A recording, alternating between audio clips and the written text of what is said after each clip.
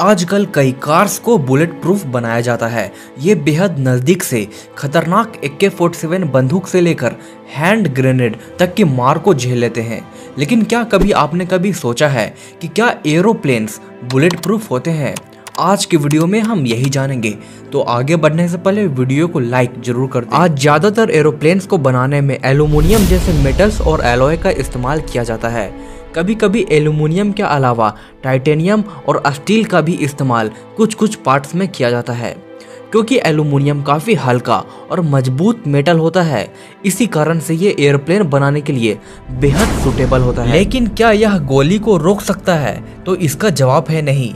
Airplanes AK-47 जैसे assault rifle की गोली को नहीं रोक सकते। तो क्या एयरप्लेन्स को एक दो गोली मारकर गिराया जा सकता है? असल में ये लगभग असंभव है, क्योंकि प्लेन में अगर एक दो गोली लग भी जाती है तो इससे कोई खास फर्क नहीं पड़ेगा, क्योंकि इससे प्लेन की एरोडायनेमिक्स में कोई खास दिक्कत नहीं होगी।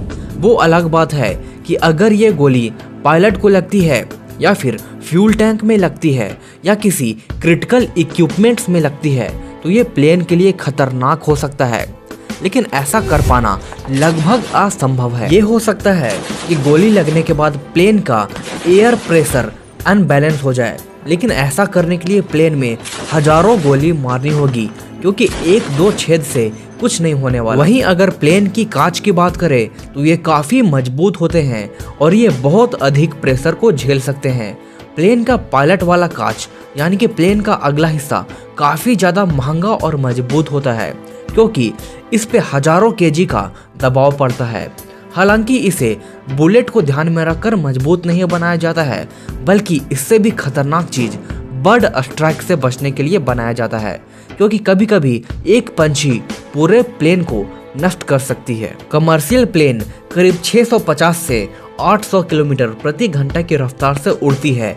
इस रफ्तार पे प्लेन से अगर एक चिड़िया भी टकराती है तो ये प्लेन को काफी नुकसान पहुंचा सकती है।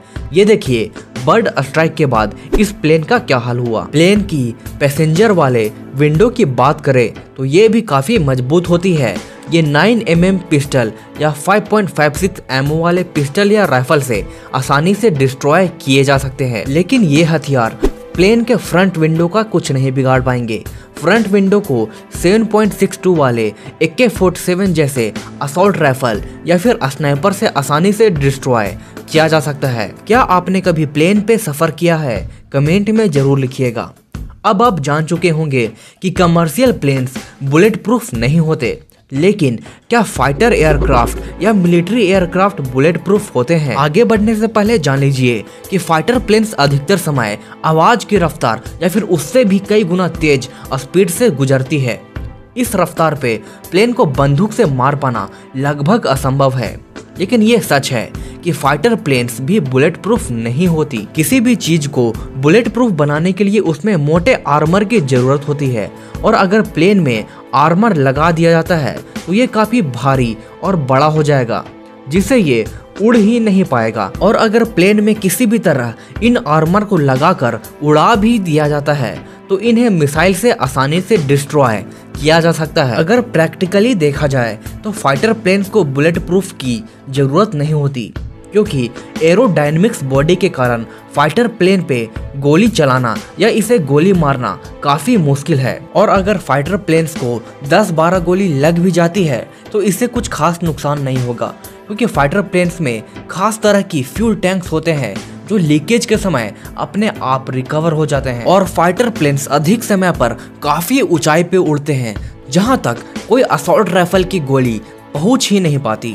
आपने देखा होगा कि कई देशों के पास एंटी एयरक्राफ्ट गन सिस्टम होती है।